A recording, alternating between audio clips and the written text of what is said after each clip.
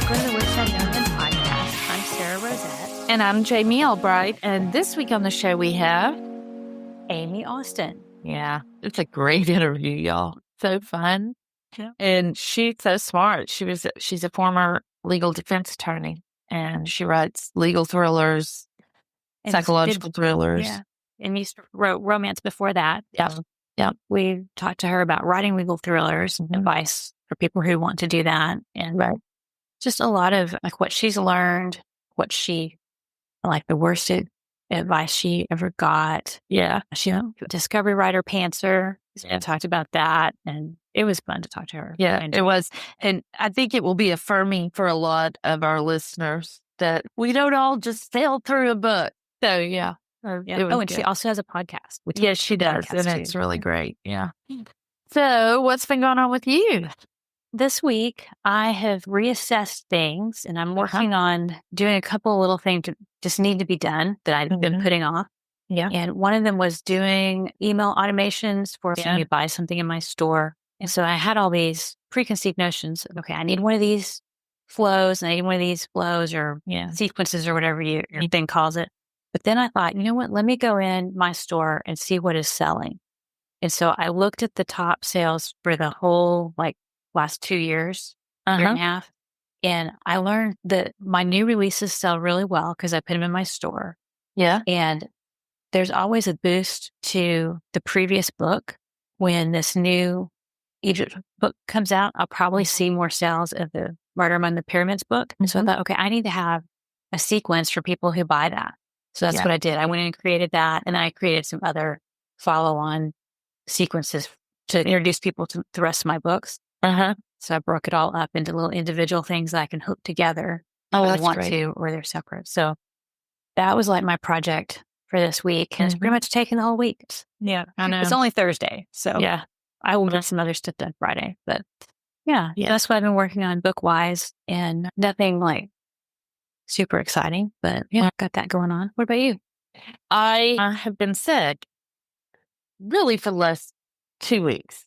I've just not felt well. And it kind of came to a head on Monday. I think we recorded the intro to the last week's podcast on Monday. And I just was not, I was in bed actually when we recorded it.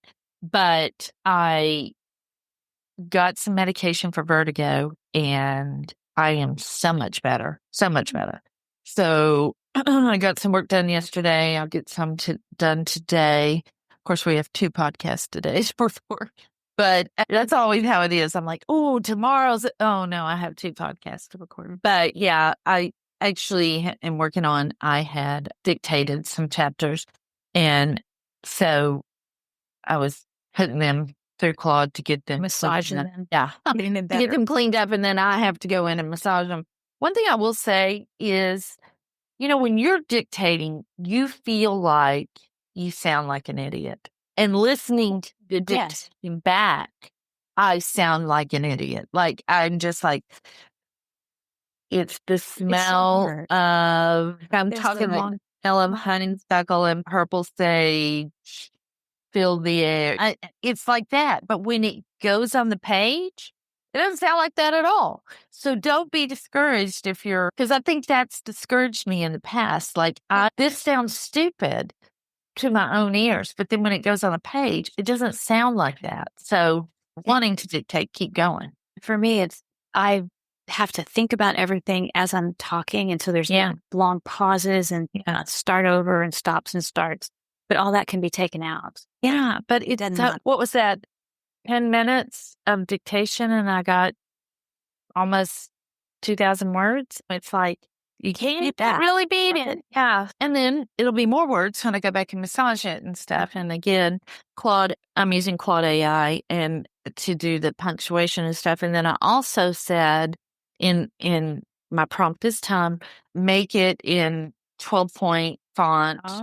Times New Roman, double space, everything, so that when I copy and paste it and put it in the document, it's exactly like it. I don't have to do anything. So that was good. But that's really it. I had a list of things to do this week that I didn't get done, but I'm still working. Yeah, my store's going to open in probably a month or so. hopefully before June, because June is not good for me. But I have Cameron's notes class, and I need to go through and just listen to the ads part. And I hadn't gotten to that part, the ads part and the automation part and stuff, just so I'm ready when it opens. Yeah. That's good. My pricing, updating paperback pricing and covers and all that.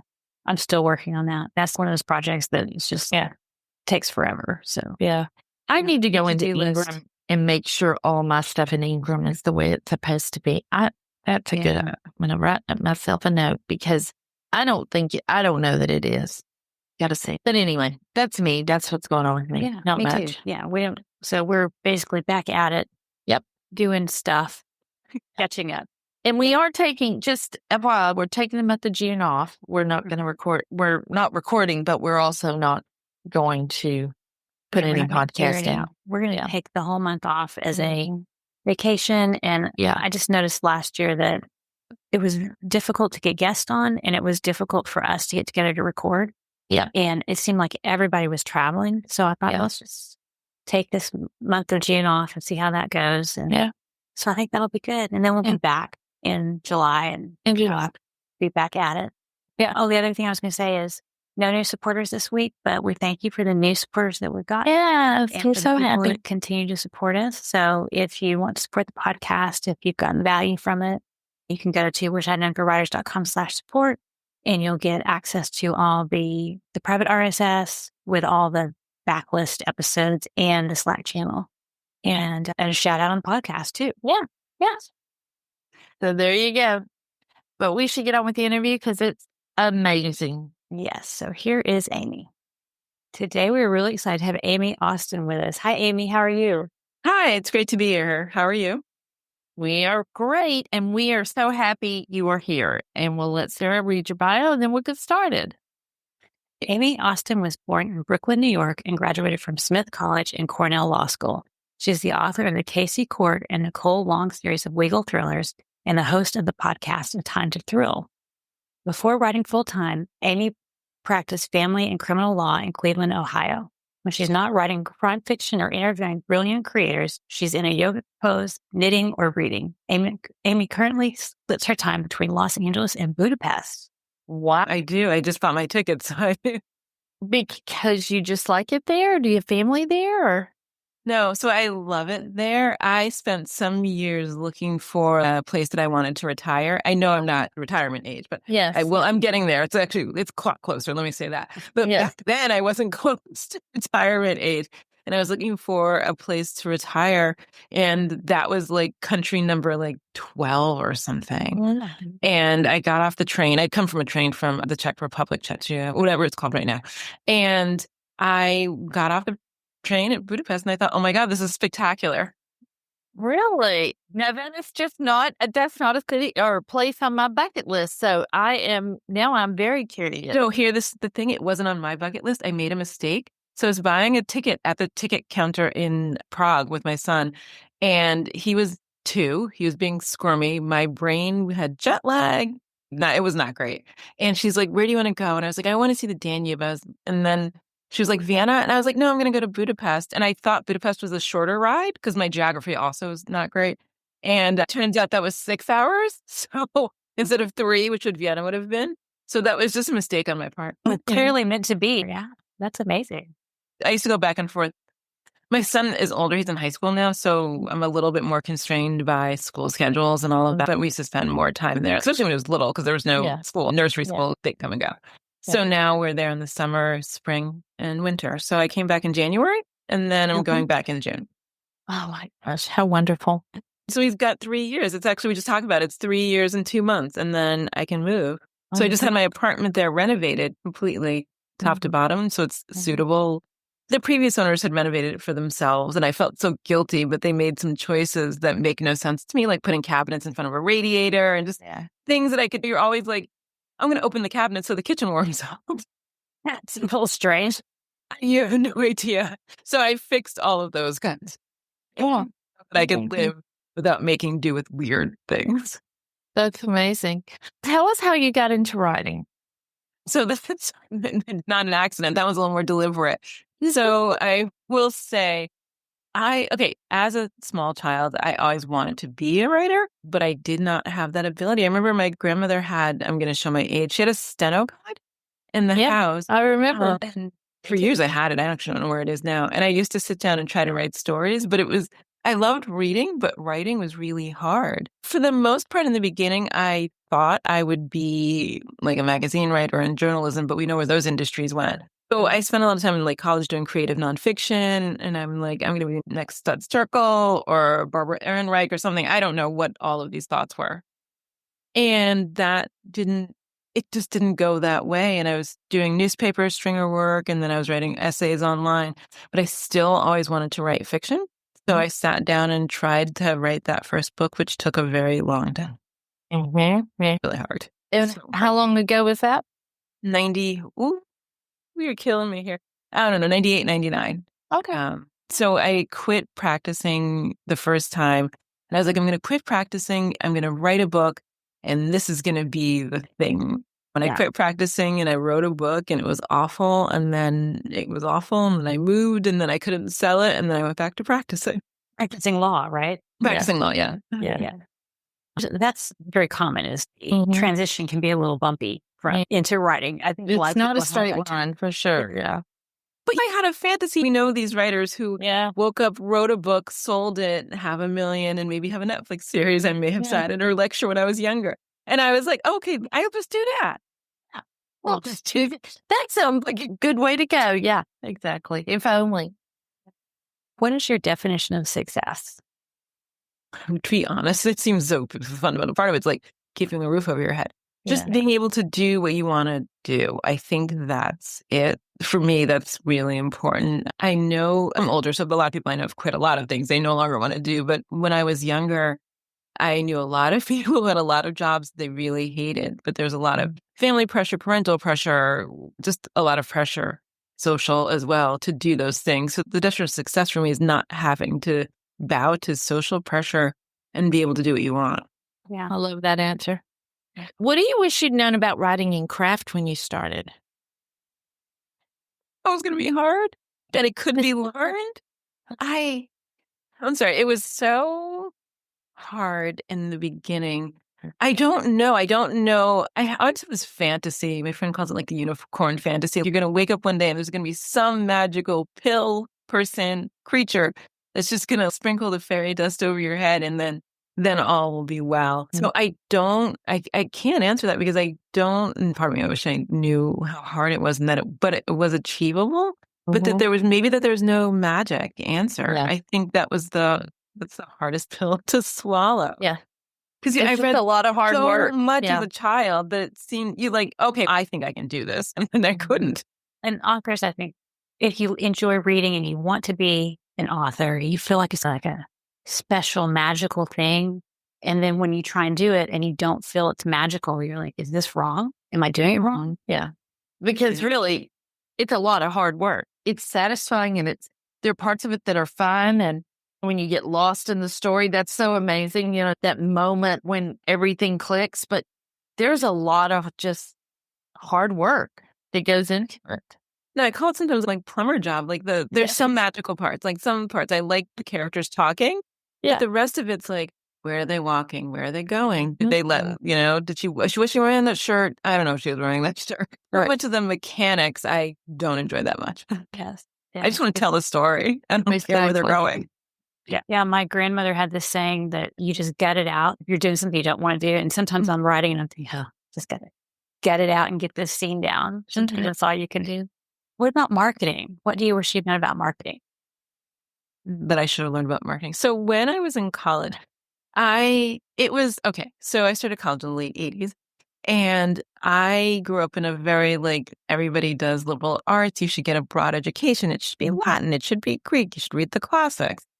And I had friends, a couple of friends who were going to different schools. And I'm doing business and marketing. I'm like, what even is that? I don't understand what that is and what it has to do with college. Isn't that what you do at a job? But what does it have to do with college? So to me, it didn't exist. It wasn't a thing that existed. It was, okay, sure. So I underestimated that by a lot. And I understood. I knew advertising that in a surface way, like where's the beef, or I don't know, things my kid asks me about now. He's the Smurfs were big. Oh, the Smurfs were big. So I understand that it can have an influence. I didn't understand that it was ever going to be important, and it didn't even seem real. So I wish I'd paid more attention to that. I saw people like talking about business and marketing projects. I was like, I don't know what you're talking about, but would you like to read some Chaucer? Yeah. Turns out, don't need Chaucer so much. Could use the marketing skill. Exactly. What are you glad you know now? That marketing is important. What am I glad that I knew? That at least for the writing and the mechanics, that it's learnable. I love a creative career and a creative pursuit. Like my hobbies are also creative. But there's talent in that but there's also just learning how to do it. So at the time that I decided to write a book, I also decided that I was going to like really take up photography. So I'm writing a book and I'm taking photography classes, and half of it's got to be bright enough. Like you have to have enough light. And so their short composition is great. And like you can take a beautiful picture, but if there's no light, it doesn't matter. So I think it's just learning that 50% of it, 80, 20, I'm not sure the percentage, is something that's learnable. And it always felt like magical. Magical. And then if I could just harness the magic, then I'll get it. Yeah. But knowing where a comma goes helps. It does help. Sadly, I don't always know. I use them like condiments. Sprinkle them a bit. I swear to God, the first pass is like taking out like 500 commas. She's, what are you doing? I'm like took a breath. It's right. They're making a point with that comma. Yeah. Thank God it's learnable, because I had to learn to do it. I mean, to write the story. I can tell a story, but I had to learn to write the story. And I'm so grateful that it is learnable. Yeah. And I think too that writing is something that you can always get better at. So even though you master the basics, you can still continue to learn things. I'm a big learner, so I'm always interested in things. So you can get better at certain aspects of craft that maybe you weren't good at before over time. I like that part of writing too. That's true. So the book I have coming out, the best thing I'm thinking about this now because my problem are endings. Love a book, need an ending. And this is the first time, and this is book like 29. I was talking to somebody at Kobo, and they're like, the ending is great. And I was like, oh my God, somebody likes an ending. Well, you may have just answered this question, but what do you still need to figure out? Is there anything else besides ending and marketing? So the thing that I'm trying to figure out now is so the book that's coming out is the first time I combine like psychological thriller elements with legal thriller elements. Mm-hmm. And I think I want to lean more, and I went and bought like 10 books and I read 3 pages, but I want to lean more into how to make thriller stories more compelling, because I started writing my thrillers. My background is romance and women's fiction, and that's how my thrillers started. It was like a lot of like women and their feelings, and maybe a guy, and also maybe a dead body. So I think that now lean more into learning how to have like suspense and psychological elements, which I'm finding not that easy. Yeah. At all. Yeah. What's the most unhelpful advice you've ever gotten? You have to have an outline. I wrangled. So I don't know if advice has changed or if it's just the advice I encountered, but when in the 80s and 90s, it was all when I asked people like how to write a book, or I went to the library and picked up books about how to write a book, they're like, you must outline your story. You have to go from A to B. And I now know I'm a pantser, so that's all can happen. I can't do that. And I couldn't conceive of a whole book at one time. Yeah. And I spent a lot of time trying to conceive of an entire book at one time. Yeah. Yeah. Does it just feel like it's too much for you? For me, I know general, but I know really what's going to happen in the beginning. And then after I get that written, then I can figure out the middle part. Do you do it like that, or do you do it a different way? Yeah. So I have an idea. I have a lot of ideas. And the first 20,000 words, it's a joy. I'm like, look at me. Yes. I'm having a time of my life. And I get to, I think, 20,001. So my son was obviously home from school during COVID. So I got a play-by-play of how I write a book. It was like, apparently the first 20,000 words are great. At 20,001, I realized that I have nothing else. There's no story. It was a lovely idea. There's no ending. There's no middle. I don't know what's going to go on. And then the rest of it, I'm gutting it out. Like okay. Then every day I get up and I just try to write to the end. That is exactly me. I get to 20,000 words and think, oh crap, I had a good idea, but I don't have a story. I don't have a story. I have a lot of ideas. I feel like, right, just ends of ideas. And then people like, you want to write a story? I'm like, so about that. You always get to the end despite I know. feeling like that. But that was the whole Becca sign. That was the beauty of her whole like coaching. Like I kept, when a lot of us hired her as a coach, a lot of us. And at some point I'm on Zoom or whatever with her. And she was like, but do you get to the end of a book? And I'm like, yes. So that's the process. And I was like, oh, so it's never going to change. And she was like, probably not. And so, but that's not really the process I wanted.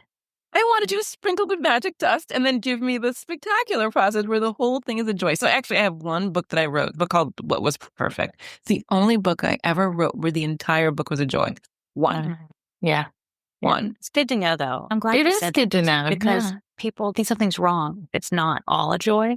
It's not, hardly ever is it all a joy. Even though I enjoy it most of the time. But then there are those books and times that it's just not flowing. So, yeah. And the people who are listening to us that are like, I don't understand what they're saying. We're so happy for you. I am truly happy for them because that sounds like a joy. That is not how my day. It is. Yeah. It is. What's the biggest change you had to make in your thinking? That was the process that I have is okay. But it took, I don't know, maybe 10 books. I think I got up every day and battled with myself that I should be doing it differently. Not the outline. I let that go really early. I mean, I had I went to a writing class and she was like, put every chapter in a postcard and then just throw them on the floor and arrange them. And I tried, I know, look at your face. I tried it and I'm still a little mad about it. So it was the worst thing. So knowing that's not it, but it's just trusting it and being okay with it. Yeah. And what I was going to say about the whole thing, like getting to that 20,000 words and then the rest of it just being a job. I'm an Enneagram 7, the enthusiast, and I cringe and push away from things that aren't fun and seem really hard. So can you imagine my day? No wonder I'm medicated. So there you go. No, I have a similar problem. The thing is, one of the hobbies I have is knitting. And to finish it, I'm like, I'm going to knit this. And it looks spectacular. And then I'm like counting. I'm like, why did I choose lace? What day did I wake up and think, oh, that's a great idea? I don't keep choosing the same thing over and over. Exactly. If you were starting over today, what would you do differently? Oh my God. I feel like I would do everything differently. If I were starting over today, I would think about a series. The first book that I wrote was actually like the fourth or fifth book that I published. I published other books before that because I could never get it together. But I eventually got it together, but it took a long time. For two different books, the first book that I published in romance and then the first book that I published as a thriller, in neither case had I intended any kind of series. Like I wanted to write a book and I was like, look what I've done. And in both cases, especially early on, people were like, so what's your plan? You have a series? Is she going to do this? Everybody else has got a series. And I was like, no, I just want to write a bunch of individual standalones that delight me. Yeah. And that while I don't even know now because I'm trying to write a standalone and it's actually, I have not started a book with a whole set of new characters in such a long time that that's a lot of work. Yeah. Maybe if I had understood the power of a series. And I read them. I've read them my whole life. I just didn't think about it. Since you have this background as a criminal defense lawyer, we wanted to ask you a couple of questions about that, about what do authors get wrong about lawyers and legal details? Are there things that you would advise authors to stay away from or anything like that? I will say this. What I think people get wrong, I don't think lawyers love it as much as people think. They make it sound like people are sitting like in the library looking up and they're like, oh my God, I have this novel idea, novel defense. But it's actually nothing like that. So I have friends that are lawyers and a lot of them, the number of that practice now is maybe one. And a lot of friends who are doctors. And what nobody says is that your day starts with somebody else's problem. And that casts a certain pall. And I know, especially in TV, you can't make it look as hard as it is. But it's people make it seem more glamorous than it is, that people enjoy it more. It's a lot more of a slog than people would think. You have to have a certain number of cases to make money in any way you do it. and 50% of it's a slog, and it goes slowly. I mean, it's slow. Justice is not swift. No. So when you're writing, how do you keep from getting bogged down in the legal details? Like for someone who maybe isn't an attorney, are there things that you can just kind of let go, and there are other things you need to focus on if you're writing legal thrillers or something like that? So the first question, as far as the details, I just don't write them. So I know that part I can puzzle out. And sometimes the worst part of writing a book, and not every book has a trial. Maybe every book has a trial. Actually, I have to think about it now. I don't know. But the part about the book I hate writing is a trial, because I actually have to do it. I have to sit down and prep it out as if, and then I have You're to going figure to out trial. Yeah. When. And I have to be all the people. So you can realize you can just be what you do. Yeah. And when you're writing a book, you have to be, what would the judge say? What would the other side say? What are the witnesses going to say? So that's certainly the hardest part. But legal details, I try to not have too many. And the other reason is that people don't, I mean, readers have said this to me, they don't always enjoy all that. They don't need all that information. That's what I would think. Yeah. And so it's actually one of the things. So when I watch TV, I'm actually not bothered. I'm like, you leave out all the details. Nobody needs all that. Yeah. But in terms of writers, I would say it's also in the end, if you're not a lawyer and you want to write thrillers or courtroom or whatever, it's actually not at all about the details. It's the same as in any other book and any other story. It's how people react to what's going on around them. Mm-hmm. If the prospect of jail is over your head, the details of how they get the evidence in or whatever is not that important. You can focus on, oh my God, I'm going to jail. I mean, exactly. That's It's more about the characters and less about the procedure. Minutia and procedure. Yeah. So your books, are they all legal thrillers now, or is that what you're focusing on? Yeah. So I quit writing romance. Let me say this. Actually, I think Skye Warren said this to me. We were sitting somewhere someday this was all before COVID, when we used to all spend like retreats and go together. That era has passed. But we were all sitting somewhere, and I was talking about the tension between romance, and she said, which one makes you more money? And I was like, huh? What? I don't understand what you're saying. And she's like, which one makes more money? And so I flew back from wherever we were. I don't even remember. And sat down and puzzled it out. And I sold way more thrillers than romances. But if you had asked me, I wouldn't have known that. I thought the romances were, because romance sells better as a genre, I thought I was somehow selling more books. But it turns out the answer is no. And so I let it go. And also, I don't think, and I read like thousands of romances and so many series and so many Harlequins and so many silhouettes and so many. I couldn't nail exactly the carefree nature. Something about romance I couldn't nail. My romance is always read more like women's fiction. And it's like she falling in love, but she also has this really big problem. Yeah. And I love women's fiction. It's my favorite genre in the whole world. But I couldn't figure it out. And I was like, can I just lean into the legal thrillers? And I wasn't sure, because I used to alternate. It was like a palate cleanser. I'm tired of people dying. I don't want to be in the courtroom. I'm tired of injustice. Let me just have people fall in love. Yeah. But I haven't written a romance in maybe oh my God, 2019. Oh, wow. Okay. It's only legal thrillers from here on. And I think whether they're legal or psychological, I think I'm going to continue down that road. I might. Yes. I have fantasies of returning to women's fiction, and I have an idea, but the idea cannot seem to flesh itself out. I was walking by a window the other day, and I was like, oh, that idea is still here, but I just have nothing more than like a title. Gone Girl was kind of women's fiction gone very wrong. Yeah. So in some ways, legal thrillers or just psychological thrillers or the domestic thrillers they have an element of women's fiction in them.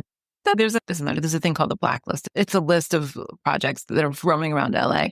And somebody was like, I think it's really, you're doing like a domestic thriller. You're spending a lot of time in people's houses and bad things are happening.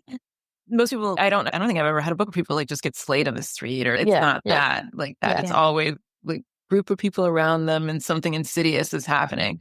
So you're right. It's maybe at the end of the day, it'll be like domestic noir or psychological fiction. Maybe I'm finding out what that is. And maybe I didn't know that in the beginning. I thought I wanted to write what I read because that's what I knew. What I was going to say earlier about when I asked about how do you keep from getting in the weeds is it's really about research. And Sarah talks about this. She loves to research. So because she loves to research, she wants to put all the research in her books. And people don't need all the research. They just need the broad strokes. And so would you say that's true of legal thrillers and stuff? You just need the broad strokes. Very true. So the biggest problem, like when I got an agent, like 1,000 years ago, the biggest problem with that first legal thriller is, I don't know, I want to say it was 90,000 words. I think the book now is maybe 80. I did cut that out, but it was too much. Nobody needs, oh my God, I'm cringe now because I hear myself. I cringe. I can't believe I sent this out to an agent. But I cringe because I remember one of the first scenes I wrote, the person gets on the stand and the judge says, say your name. And then the court reporter says, you have to spell it out because this is before AI and computers and all that. Court reporters, you had to spell it out. And then they had to make a note of the note. You'd see them write it down, make a note of themselves for what they were going to use as a stand-in for people's last names. And I wrote all of that. What I'm telling you is I wrote all of that. And that's before anybody asked the first question of the first witness. Yeah. And I was like, but these are fascinating details. Nobody gives two craps about that. But I did write that. So all of that, none of it. People walk in, they walk in. No, I don't know. People don't get sworn in. The jury's already there half the time. You know what I mean? Like it's like you walk in like in media res. You just walk in. Yeah. And in the middle of the scene. Yeah. But I started at the beginning and when I started writing and nobody cares about the court reporter. Nobody cares about the microphone. Nobody cares about the podium. Oh my God, so much detail. Do you think your travel, like the fact that you live in two different places, has that affected your writing? No. The answer, I would say no, but my therapist would probably say that's not true. I don't think so. The main thing I actually like about being in Europe, honestly, is I can write more because I never have to drive. So I can read on the, on tram or public transportation. Like my son, he's younger. I used to pick him up at camp and stuff like that. Yeah. But I can write more. Also, like when he was like going to like they have a school there, like they prepare all the meals. You drop them off at 8, you pick them up at 5. You have to do nothing. And I just had so much more time. So most of the last few books have been completed there because I just had all day. Yeah, and that's fantastic. Yeah. Dropping out in the middle of the day to pick him up and stuff like that. Wow, that'd be great. We also want to talk to you about your podcast. Yeah. And tell us a little bit about the podcast. And does that impact your writing at all? So the podcast, it's called Time to Thrill. And I started it during COVID. So before COVID, so many of the writers I know, we used to do once or twice a year beach retreat. And in between that and like conferences and things like that, I had an opportunity to talk to all these people. But what I think I realized I missed, especially during COVID, because I was here by myself, like here at home, looking in the mirror, is that there were so many conversations I wanted to have with people I knew that I never got to have. I mean, I'm sure you've been to like any conference, like you're having like a drink with this person and then somebody comes by and you have great conversations, but you don't ever get to have any in-depth one-on-one conversation. Correct. Yeah. So in 2019, we're in Houston at this Galveston Beach or something. I don't know. Galveston. So it's 2018 and 2019. So one of those years we went to Galveston Island, 2019. Mm-hmm. And I was like, we're sitting in a room just talking about marketing and the things we always talk about. Mm-hmm. And at some point I sat down and I said, can we just go around and ask everybody what their job was before writing? Mm-hmm. And it was like, this was like Susan Grant and she's a pilot. And it was like Grace Calloway and she's a therapist, photopsychologist and on. And I was like, what? I was like, Jules Bernard. She was like, yeah, when I was doing epidemiology. And I was like, what? So I mean, these like in writing and Maggie was there and she's a lawyer and, all these people were there. And after we were locked down, I was thinking of the fact that I wanted to have like way more in-depth conversations with people because how do you go from epidemiology to romance? Or how do you go from, I was talking to Rachel Grant yesterday, how do you go from archaeology to romance? Or like Susan Grant, how do you go from flying? Like she did both because you can't fly every day and that's fair. Yeah. But how do you make those transitions? And it's been some of the best conversations I've ever had. And I don't know if it's changed my writing, but it's actually changed my perception of the world because occasionally I'll ask someone a question and they'll say something and I'm like, what? Like even I was talking to Pippa Grant, she was on the podcast, let's say in the last 6 months. And we were talking about giving people second chances. And I said, oh, I no longer give people second chances. And I think people deserve a second chance. And I'm like, what? What am I missing? And she was like, just not with me. Like people are open to second chances. She's not for me if you work for me or whatever and you mess up.